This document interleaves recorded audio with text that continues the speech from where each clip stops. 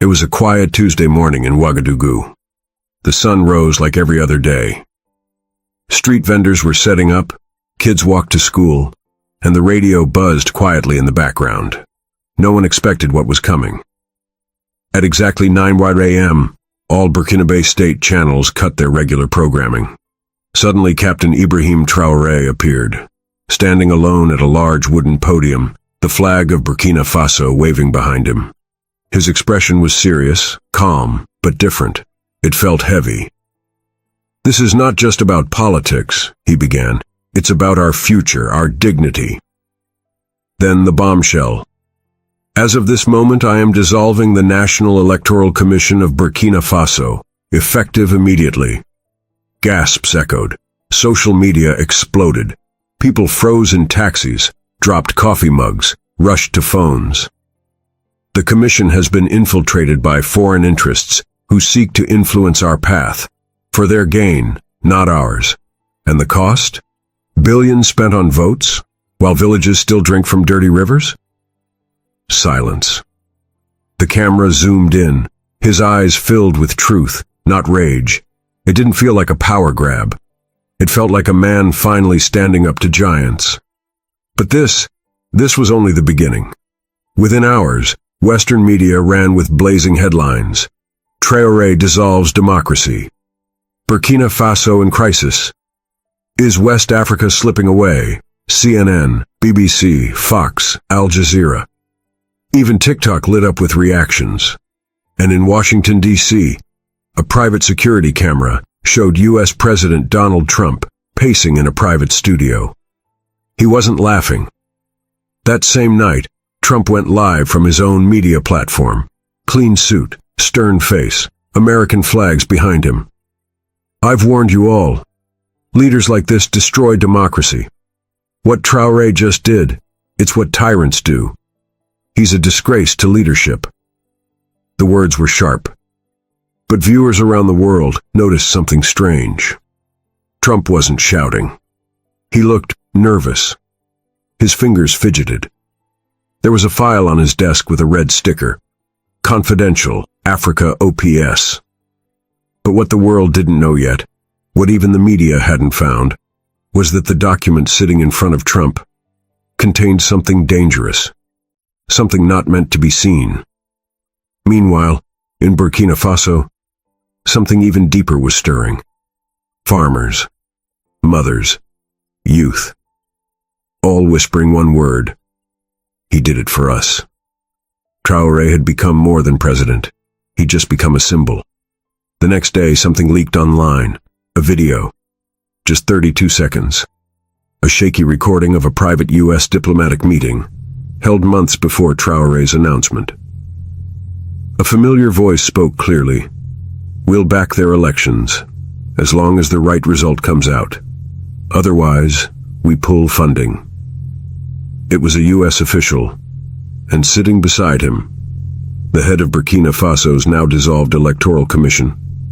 The internet exploded. Hashtags like "Your Hands Off Africa," "Justice for Burkina," and "Traoré was right" trended across X, TikTok, and Instagram.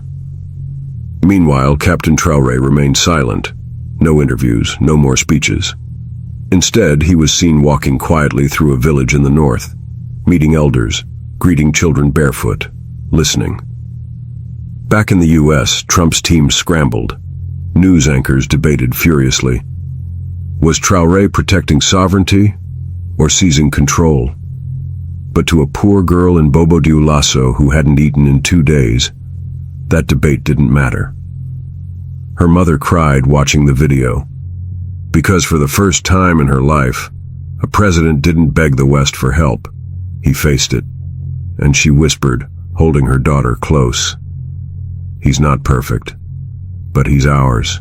In a tiny village near Kaya, a boy named Amadou sat under a mango tree, holding an old, cracked radio. He'd found it in the trash months ago. It barely worked. But today, as he turned the knob, the static cleared, and Traoré's voice came through. "No nation should have to beg for democracy, not when it is used to control."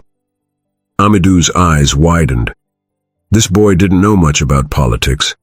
He didn't even own shoes. But he knew that voice. That voice was different. It didn't lie. It didn't sound like the others.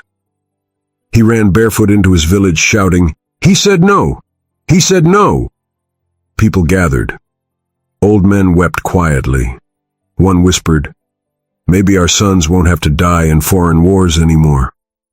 A woman held her baby tighter, tears slipping down her cheek. For the first time, it felt like someone had pulled back the curtain. This wasn't just a decision. It was a declaration. Africa would no longer be managed like a business deal. And while Washington fumed, a poor child clutched his radio like it was gold. Because hope had finally spoken. And the world was listening. Back in the U.S., something strange happened.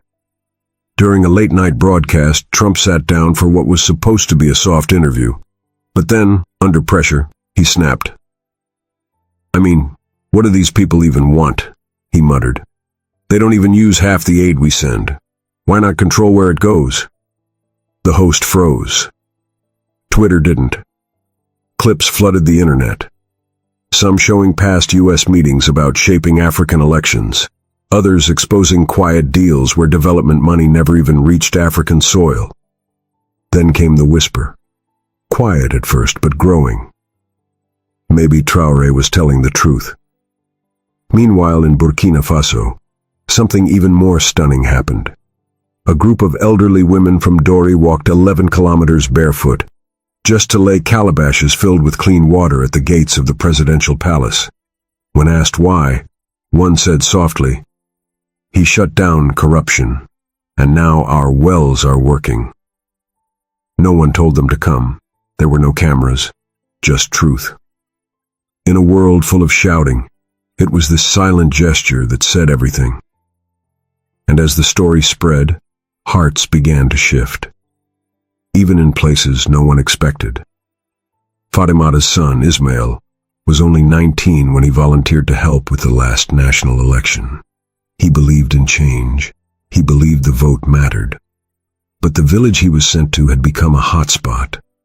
Foreign agents were monitoring voter behavior, pushing bribes, stirring unrest. One day, as he tried to stop a man from burning ballots, Ismail was shot. The news never made headlines. No justice followed. Fatimata buried her son quietly, with only her neighbors by her side. Until now.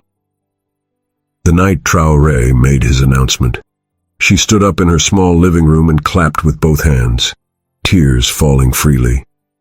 "You didn't just dissolve a commission," she whispered. "You gave my son back his voice." Across the country, similar stories emerged. Stories that had been hidden, ignored, buried under international headlines. It wasn't just about money or voting.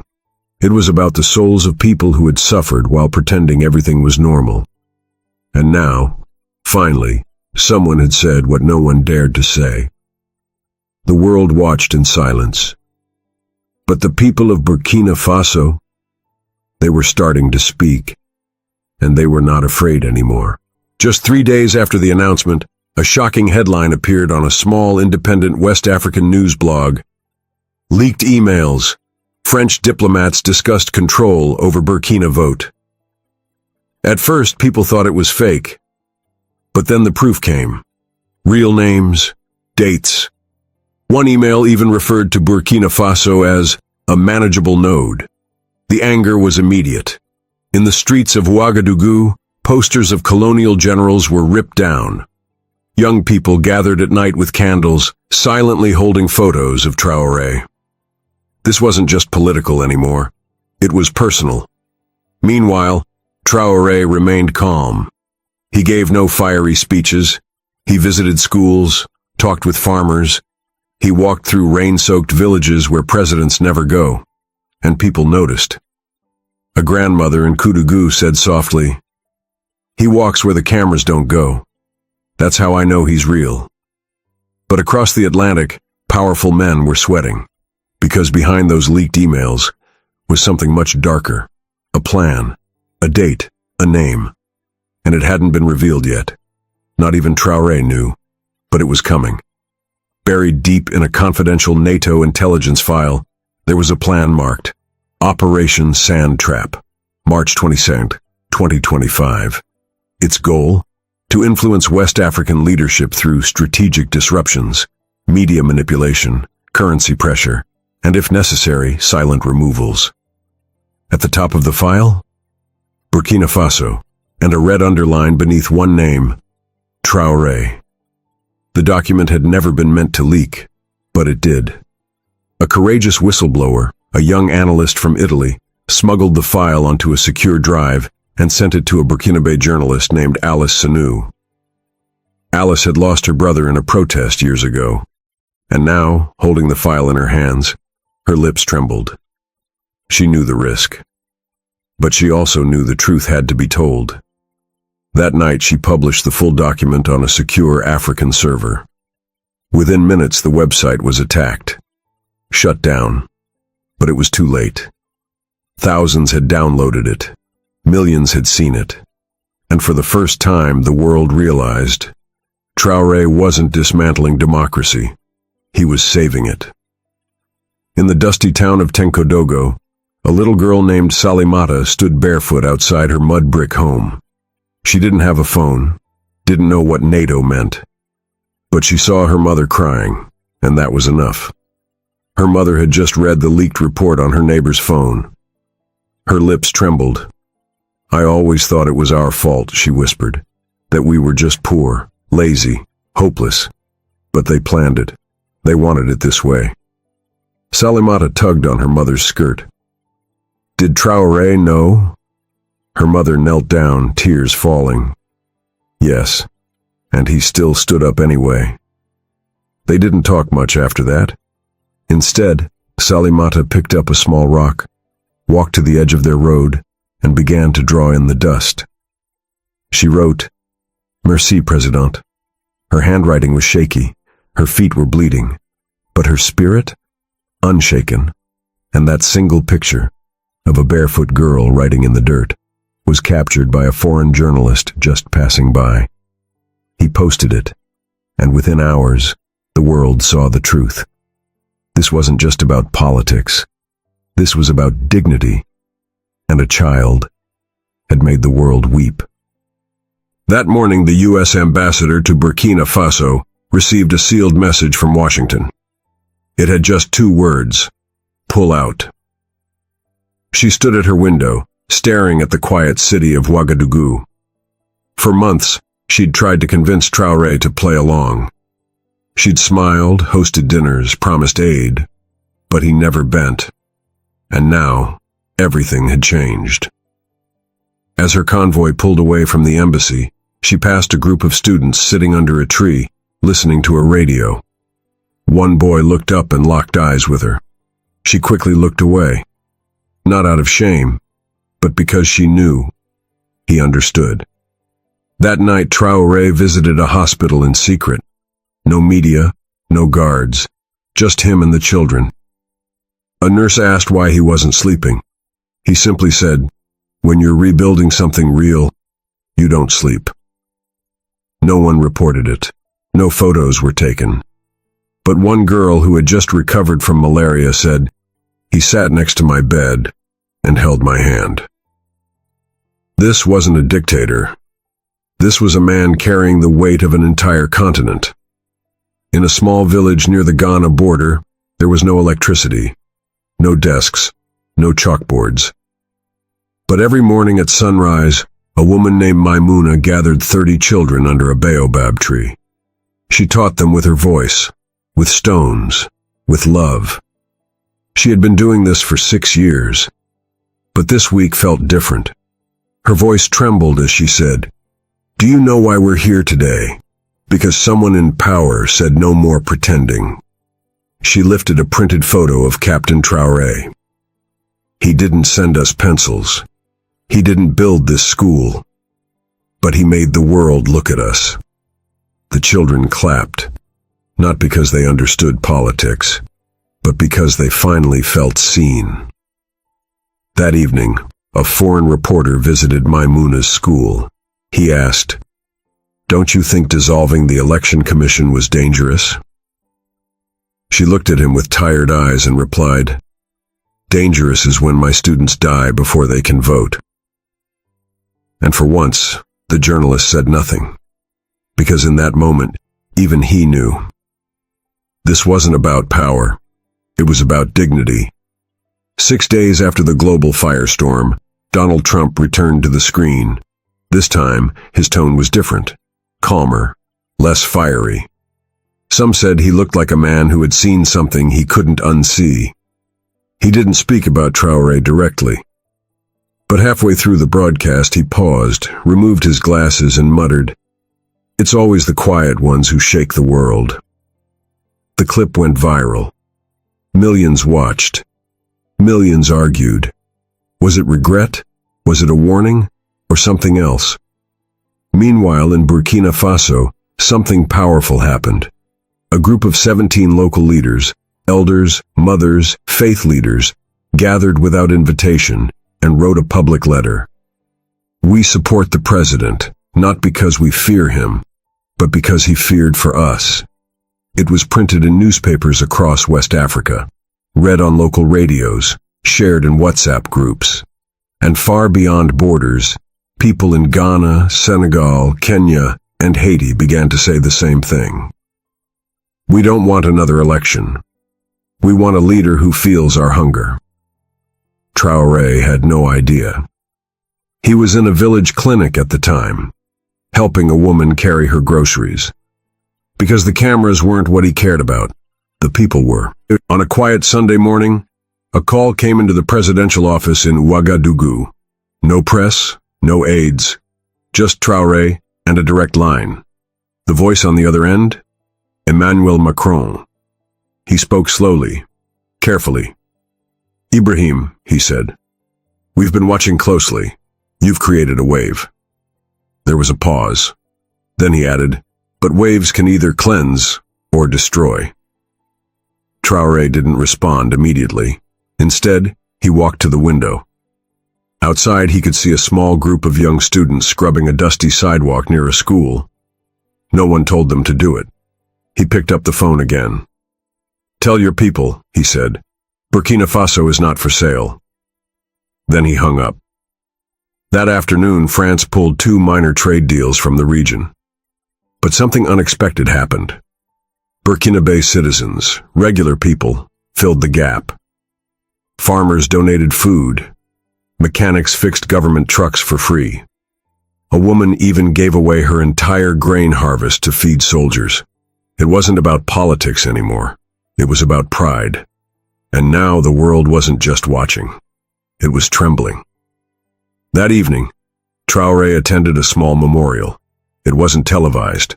No military band. No politicians. Just families. They had gathered to honor 5 young men, election volunteers, killed in a clash the year before. No justice had come. Their names had never trended. But Traoré knew them. He'd read their files. He carried a photo of them in his pocket. As he walked among the families, an old woman, one of the mothers, grabbed his hand. Her grip was firm. Her eyes didn't blink. You stop the bleeding, she whispered. Even if they never say it, we know. And then, she cried. Not the loud kind, just one tear. But it was the kind of tear that holds years of pain. The kind of tear that says, I thought we were forgotten. And Traoré, who had stood before soldiers, tanks, and foreign threats, couldn't speak. He just nodded, squeezed her hand back, and bowed his head. In that moment, no cameras were needed, because that one tear would travel further than any headline. Inside the capital, a trusted government official, someone who had once shared meals with Traoré, was caught secretly recording cabinet meetings and leaking them to a foreign agency. When confronted, he denied everything, until they showed him the tape. The room was tense, the betrayal cut deep. But Traoré didn't yell. He didn't even frown. He simply asked, why? The man trembled. I thought, if I helped them, we could survive. We could eat. Traoré walked slowly toward him and placed a hand on his shoulder. "I understand hunger," he said softly. "But what we fight for now is bigger than a plate of food." He turned to the security officers. "Let him go." Gasps filled the room. "You heard me," Traoré repeated. "We win by rising above the game, not playing it." That act of mercy made its way to villages within hours, and suddenly, thousands of people who had doubted him believed, not because he was loud, not because he punished, but because in a world where revenge ruled, he chose forgiveness. Just after midnight, a loud bang shook the quiet streets near the presidential residence. Security forces scrambled. Lights flicked on. Radios buzzed. Someone had tried to breach the perimeter. A man in dark clothing was captured. In his backpack, they found a rifle, a burner phone, and a payment slip from an unnamed offshore account. Everyone expected Traoré to lash out. Instead, he sat across from the man in a dimly lit room. "You came to kill me," Traoré said calmly. "Why?" The man avoided his eyes. His voice cracked. "Because they told me you were dangerous." Traoré leaned forward. "Do I look dangerous to you now?" The man finally looked up, his lips quivering. "They said you'd destroy everything, but you built a clinic in my village." Silence. Traoré nodded, then stood. "Take him to the clinic," he told the guards. "Let him work. Let him see what we're really building." It wasn't justice through fear. It was justice through truth. And in that quiet final moment before sunrise, one more enemy became a believer. A week later, Traoré stepped once more in front of the nation. This time, there were no flags, no fancy podium, just a single wooden chair in the middle of a quiet village courtyard. The entire world watched. He didn't read from paper. He didn't shout. He simply spoke. "Some of you said I destroyed democracy. But what kind of democracy eats while its children starve? What kind of freedom is sold in pieces to those who never lived our pain?" He paused. The camera zoomed closer. "I didn't dissolve elections. I dissolved a lie, so we could finally build something honest. Together." In homes across Africa, tears fell. In cities from Bamako to Nairobi, people clapped in silence. In Haiti, children wrote his name in chalk on school walls. And far away, in a quiet corner of the U.S., even Trump was reported to have watched. No one knows if he agreed. But for once, he didn't tweet. The world had changed, and for the first time in decades, Burkina Faso had not bowed. It had stood. 3 months later, something happened no one expected. In Bobo Dioulasso, the old drummers returned. For years, they had stayed silent, refusing to play for governments they didn't trust. But on this day, they gathered under the rising sun. Their hands hit the drums softly at first, then harder, louder. Children danced, mothers wept. Old warriors stood proudly, tears in their eyes. And in the center of the village, Traoré stood with no guards, no press, just a hand on his heart. He didn't need applause. He didn't need elections to prove anything, because he had something no leader had earned in a very long time: the love of his people. Ending call to action, designed to spark tears, subscribes, comments. If this story touched your heart, if it made you cry, if it reminded you of what real leadership looks like, then please, don't just scroll. Hit that like button. Comment respect if you believe Africa deserves dignity. And if you want more stories that make you feel something real, subscribe now.